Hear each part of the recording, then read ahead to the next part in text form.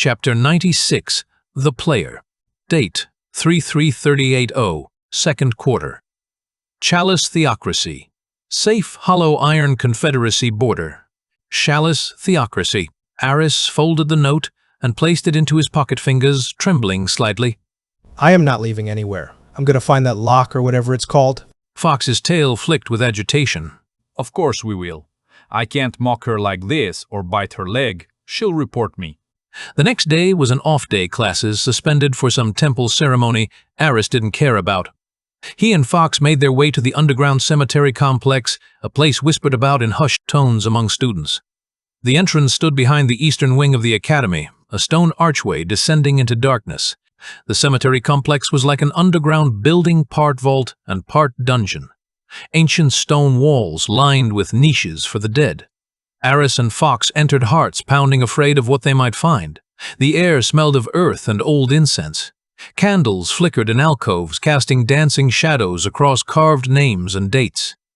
They descended deeper, following Lyra's instructions. Past rows of memorial stones, past sealed crypts marked with warding runes.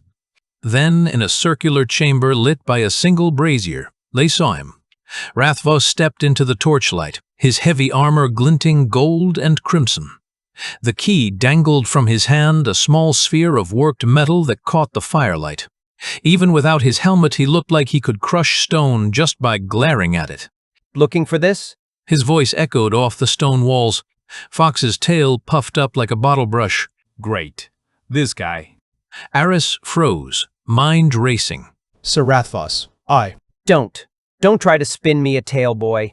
I've been watching you since you crawled out of that first dungeon with that look in your eyes. I know what you are. Rathvos cut him off, voice sharp as a blade. Aris swallowed hard, throat dry. What am I? Rathvos tossed the key into the air, caught it again with casual ease. A player. The word hit like a hammer to the chest. You think I didn't notice? The hesitation in your duels, the way you speak, the terms you mutter when you think no one's listening. Stats, stones, XP. His grin was cold, humorless. I used to say the same things. Aris's voice shook. You were... Before the game closed. Before the Covenant locked us in. I was just like you. Role-playing a Templar, grinding dungeons, chasing leaderboards with my friends. Then one day, click. He snapped his fingers, the sound echoing.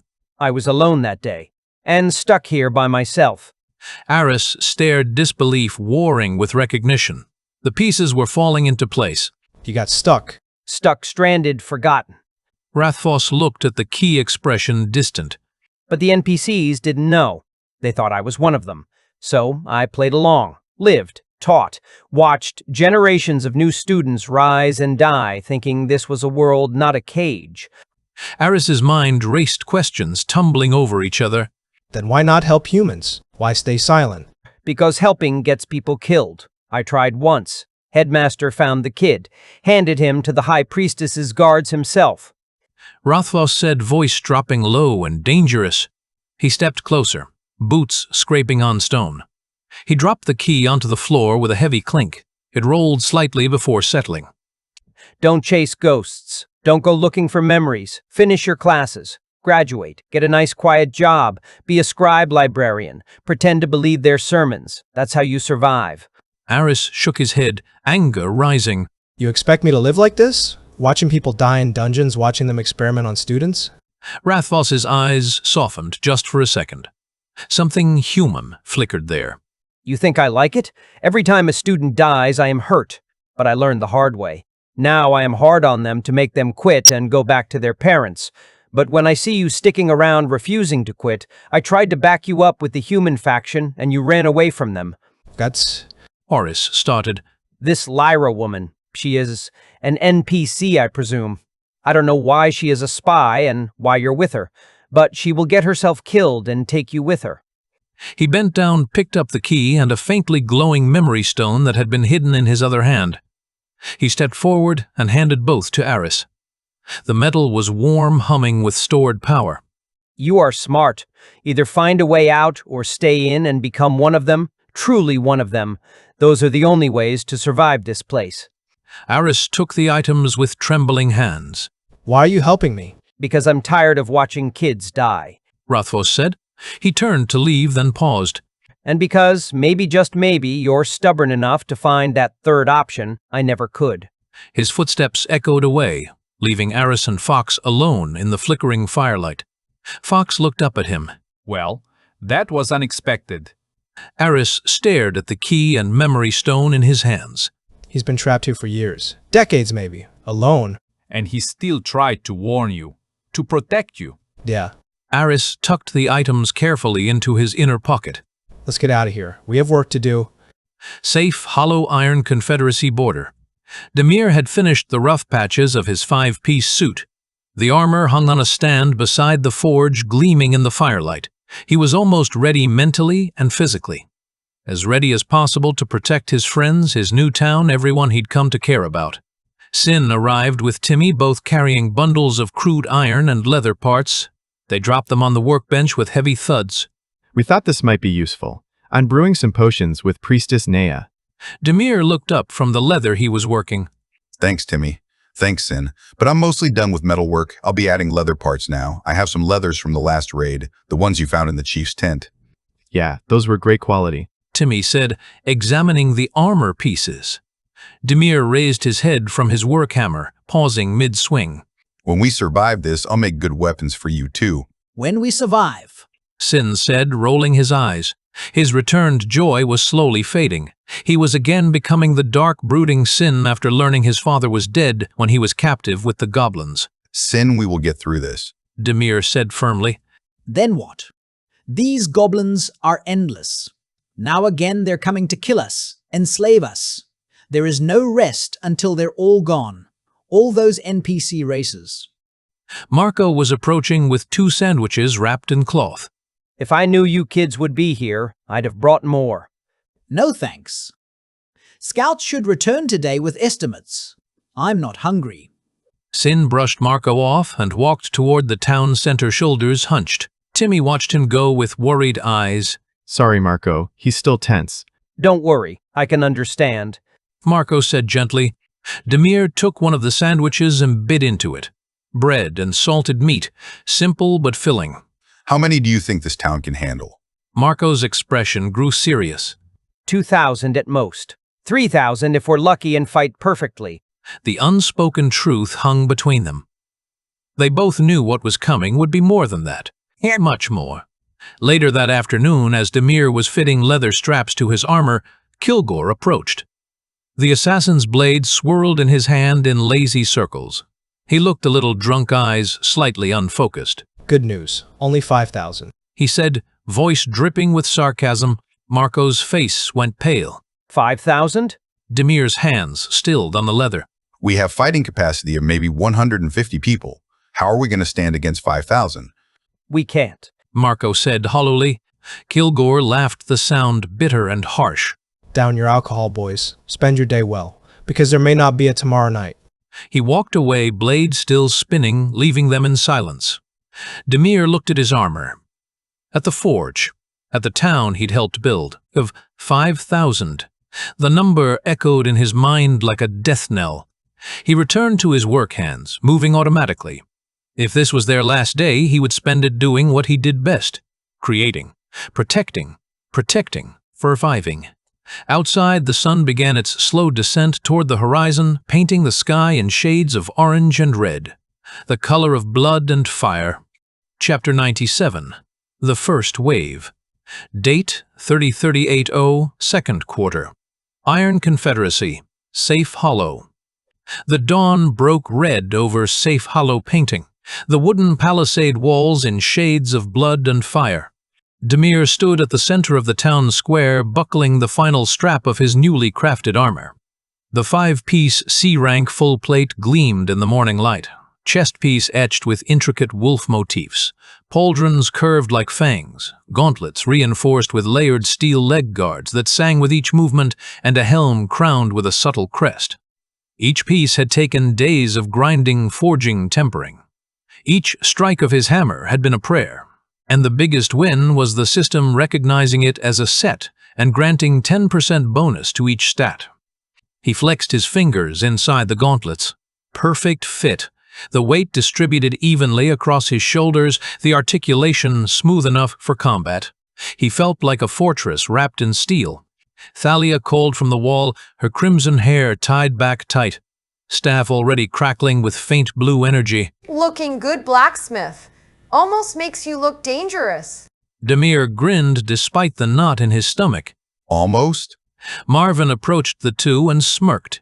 Don't let it go to your head. You're still the guy who got chased by a rabbit last week. The trio forced a laugh. Thalia left for her station boots thudding on wooden stairs. Marvin lingered, expression shifting to something uncertain. Demir, I hope we survive. I like the little time we had. Demir saw the normally mischievous woman squirming with words she couldn't quite say. Don't worry. After this, we'll go hunting and taming in the forest again. I hope so. I hope so. Marvin said softly. Roderick limped over his armor, battered but functional sword strapped to his hip. The commander's face was grim eyes scanning the northern tree line. Save the jokes for after. Scouts just returned. They're coming. The square fell silent. How many? Roderick's jaw tightened. First wave looks like 1,000, maybe more. A ripple of fear spread through the gathered defenders. 150 fighters against 1,000 goblins. The math was brutal. Roderick turned to face the crowd. Miners clutching makeshift spears, hunters with bows, mages nervously gripping staffs, a handful of warriors in mismatched armor. These weren't soldiers. They were survivors. But they were his people. Listen up. I know you're scared. I am too. But we've built something here. We've turned dirt and desperation into a home, and today we prove that we're not prey anymore. His voice cut through the murmurs. Demir raised Wolf's vow high, the orichalcum blade catching the light. We hold the walls, we protect each other, and when this is done, we rebuild, together. A few voices cheered. Others gripped their weapons tighter. It wasn't much, but it was enough. Roderick nodded approvingly. Positions, archers on the walls, mages behind the barricades, melee fighters at the gates. The defenders scattered like water, each finding their assigned position. Demir watched them move. Thalia climbing to the eastern tower, Elandra and Marvin taking positions on opposite ends of the north wall. Marco nervously adjusting his glasses as he checked his spell components. Near the southern gate, Sin and Timmy stood side by side, weapons drawn. Sin's face was carved from stone, dark and unreadable. Timmy looked pale but determined, knuckles white around his sword hilt. Demir approached them. You two ready? Sin spat into the dirt. Does it matter? Timmy nodded quickly. We'll hold our section. Don't worry about us. Demir clasped Timmy's shoulder. Watch each other's backs. Always. But Timmy said quietly. Marco approached, fumbling with the daggers at his belt. I couldn't get far enough away to use these daggers' return skill. Can you swing when enemies get close? Yeah. Then the daggers are doing their job. They laughed, the sound forced but necessary. A low horn blast echoed from the forest, deep, guttural, inhuman. The goblins were here. The tree line erupted with movement. Hundreds of green-skinned bodies poured from the shadows, shrieking and howling, brandishing crude weapons and makeshift shields. They moved like a wave of locusts, chaotic but relentless. Walled. Roderick bellowed from the center platform. The goblins charged across the open field, a churning mass of muscle and malice. The ground trembled beneath their feet. Dust rose in clouds. Archers, loose! 50 bowstrings sang in unison. Arrows arced through the morning sky, black against the red dawn, and descended like rain. Goblins screamed as shafts found flesh tumbling forward in tangled heaps. But the horde didn't slow. Elandra shouted, already knocking another arrow. Another volley. More goblins fell. The front line wavered but surged forward, trampling their own dead without hesitation. Thalia raised her staff, eyes blazing with power. Flame cascade. A torrent of fire erupted from her hands, sweeping across the charging mass. Goblins shrieked as flames consumed them, their crude armor melting, skin blistering and blackening. The smell of burning flesh filled the air, acrid and choking. But still they came. The first wave crashed into the palisade walls like a battering ram. Goblins clawed at the wood, hurling grappling hooks, stacking crude ladders. A section of the northern wall groaned under the weight. Melee. Engage. Roderick commanded. Demir surged forward, Wolf's vow blazing with crackling energy. He met the first goblin scaling the wall with a downward cleave that split it from shoulder to hip. Lightning arced from the blade, the thunder edge skill expanding outward. Two more goblins behind the first convulsed and fell. To his left, Kilgore moved like a phantom. Blade flashing throats, opening blood spraying in arterial arcs. The assassin's movements were surgical, efficient, terrifying. To his right, Adram the mage unleashed bolts of arcane force, each one punching through goblins' skulls with devastating precision. Purple energy crackled. The wall became a slaughter line. Demir's armor deflected a spear thrust, the crude weapon glancing off his chest plate with a metallic screech. He countered with a shield bash caving in the goblin's face, bones crunching, then spun and drove his sword through another's sternum. His muscles burned. His breath came in ragged gasps. But the armor held. Every blow that should have cut him bounced away. Every strike he landed felt amplified by the crafted steel. Above, Marvin picked off climbers with deadly accuracy, each arrow a kill shot. They just keep coming. Elandra shouted back, loosing 3 arrows in rapid succession. Then we keep killing. Marco stumbled backward, his fireball going wide and scorching the side of a watchtower instead of the goblin horde. Damn it. Sorry. Sin appeared beside him, cutting down 2 goblins that had broken through. What's your aim, old man? I'm trying. Marco yelped frantically, preparing another spell. Minutes blurred into an eternity of blood and steel. Demir lost count of how many goblins he killed. 10? 20? His sword arm ached, his gauntlets slick with gore. Then a howl. Pure, wild, and ancient. Asina burst from the tree line like a silver avalanche. The giant wolf tore into the goblin flank, jaws crushing bones, claws rending flesh. She moved with terrifying grace, each kill a symphony of violence. The goblins' advance faltered. Panic spread through their ranks as the wolf carved a bloody path through them. Push. Drive them back. Roderick roared. The defenders surged forward with renewed vigor. Demir leaped from the wall landing amid a cluster of goblins. His blade became a whirlwind, cutting, stabbing, cleaving. Lightning danced between enemies, each arc dropping another foe. Asina fought beside him, their movements almost synchronized. When goblins tried to flank Demir, the wolf was there. When the wolf was surrounded, Demir's sword cleared the way. Slowly, impossibly, the first wave began to break. Goblins turned and fled, scrambling back toward the forest, leaving hundreds of their dead littering the blood-soaked field. A ragged cheer rose from the defenders. Demir leaned against the wall chest, heaving armor, dented but intact. Around him, people collapsed in exhaustion, tending wounds, gulping water. Thalia descended from her tower face, smudged with soot. We did it! We actually did it! Roderick limped over, blood dripping from a gash on his arm. That was just the first wave. The words hit like a hammer. Sin staggered up, helping Timmy walk. The younger twin had a nasty cut across his ribs, but was still standing. How many more? Roderick looked toward the forest, where shadows moved in the distance. Shapes regrouping, reforming. 4 more. At least 4 more. The cheers died. Reality settled over Safe Hollow like a burial shroud. Demir gripped his sword tighter, meeting Roderick's eyes. Then we hold. Again. Asina patted over, blood matting her silver fur. She sat beside Demir, ears swiveling toward the forest, waiting. The red dawn deepened into crimson as the first bodies were dragged away from the walls, and in the distance, another horn blast echoed through the trees.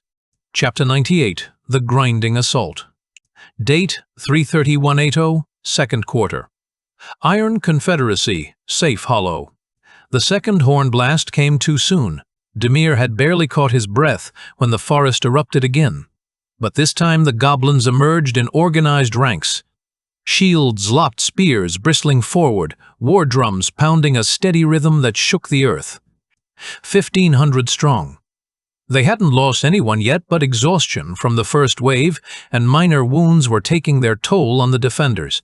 Roderick muttered, gripping his sword with white knuckles. They learned. Damn it, they learned. The defenders scrambled back to their positions. Healers moved frantically through the wounded, pouring potions, wrapping bandages. Priestess Nea's hands glowed with soft light as she closed a gash on a guard's shoulder, but her face was pale with exhaustion. Elandra shouted, Archers, check your quivers. Mages, conserve your mana.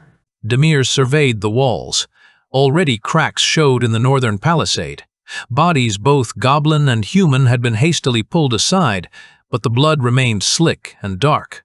The defenders looked, haggard eyes wide with the knowledge that this was only the beginning. Marco stumbled over robes, singed glasses askew. I've got maybe 5 good spells left in me. After that, I'm throwing rocks. Demir said, clapping the older man's shoulder. Then make those 5 count.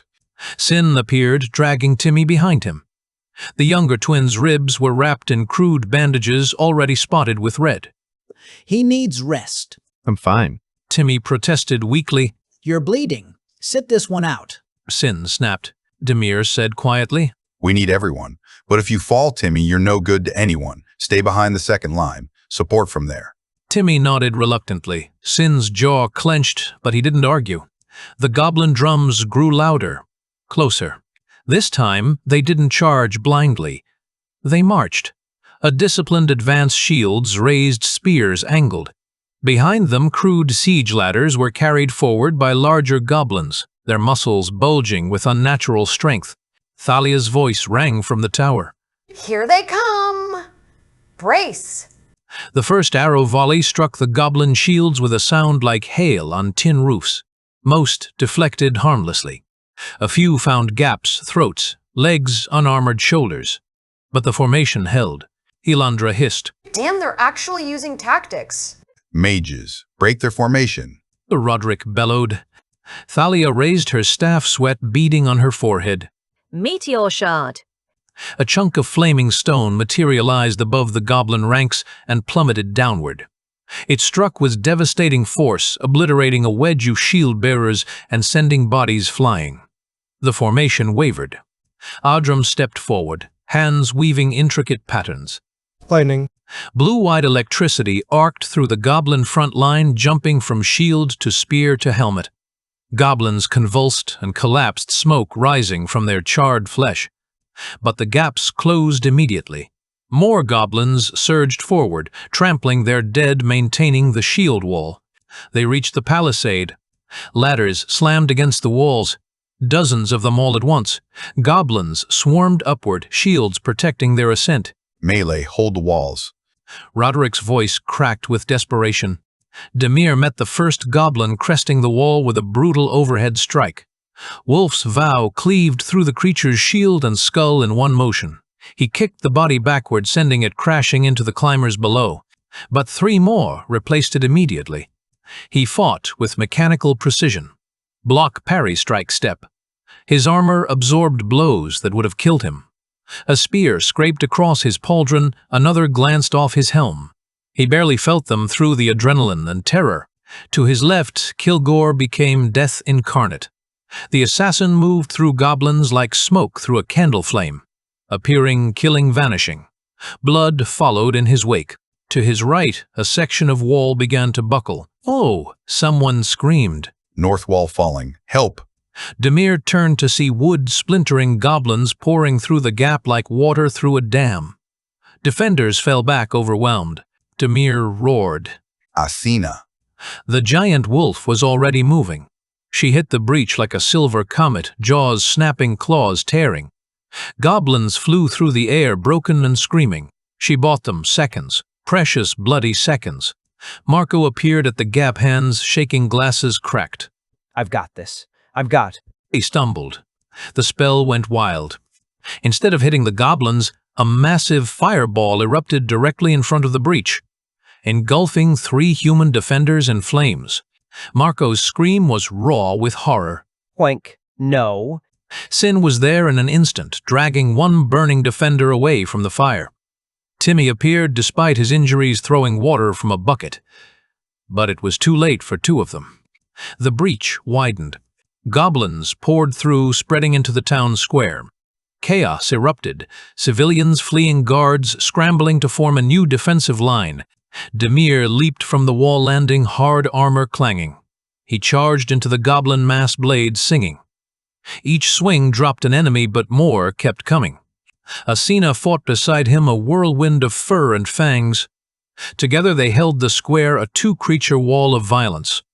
Marvin appeared on a rooftop, arrows flying faster than thought. Each shot found a goblin eye, throat, or heart.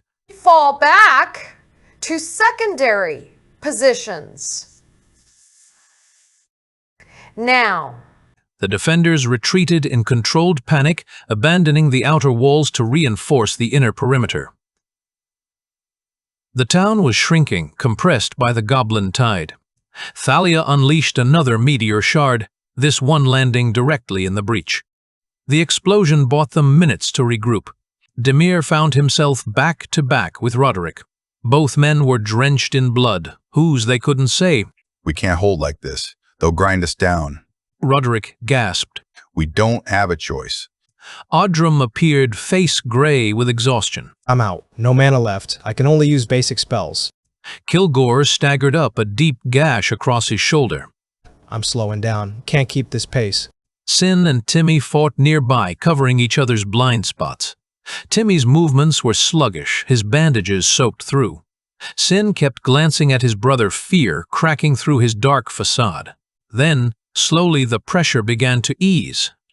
The goblin advance faltered. Their numbers thinned. The coordinated shield wall dissolved into scattered skirmishers. Demir cut down another goblin and realized there were no more behind it. The second wave was breaking. Push. Dry them out. Roderick roared one final time. The defenders surged forward, desperation fueling a final burst of violence. Goblins turned and fled, streaming back toward the forest. Asina pursued them for 100 yards, killing stragglers before returning to the town. Panting, limping slightly, her silver fur matted with dark blood. Silence fell like a hammer. Demir collapsed against a half-destroyed barricade, every muscle screaming. Around him, defenders dropped where they stood. Some wept, others stared blankly at the carnage. The cost was written in bodies. 23 defenders dead, 40 more wounded. The northern wall was rubble. The palisade was shattered in 3 places. Fires smoldered where Marco's miscast spell had struck. What made them think they could hold palisades with 150 fighters against a goblin horde? Priestess Nea moved through the wounded like a ghost, her healing magic flickering weakly. I can't. I don't have enough. Thalia sat on a pile of rubble, head in her hands. 3 more waves. We took 20% casualties from 2 waves. Roderick didn't respond. He was staring at the forest. Demir followed his gaze. Through the trees, shadows moved. Massive shadows. And the sound that reached them wasn't drums this time. It was howling. Hundreds of goblin voices raised in a hunting cry. "Oh," Demir whispered. They're not giving us time to recover. Timmy slumped against Sin, barely conscious. The cheerful twin's breathing was shallow, his skin pale. Sin looked up, eyes hollow. He can't fight again. He'll die. Yam and tend to a food. Then he stays back. There is no back anymore. Sin replied, gesturing at the collapsed walls. There's just here. Marco knelt nearby, staring at his hands. I killed them. I killed our own people. Demir said. It was an accident. That doesn't bring them back. Marco, get it together. We will mourn later. Marco bowed his head. I am nada. Asina padded over to Demir and sat her massive head level with his shoulder. She was bleeding from a dozen wounds, but her eyes remained fierce. Demir murmured, scratching behind her ear. You feel it too, don't you? We're running out of miracles. The wolf huffed once, as if in agreement. On the horizon, the sun climbed higher, indifferent to the slaughter below, and from the forest, the third horn blast echoed. Louder. Closer.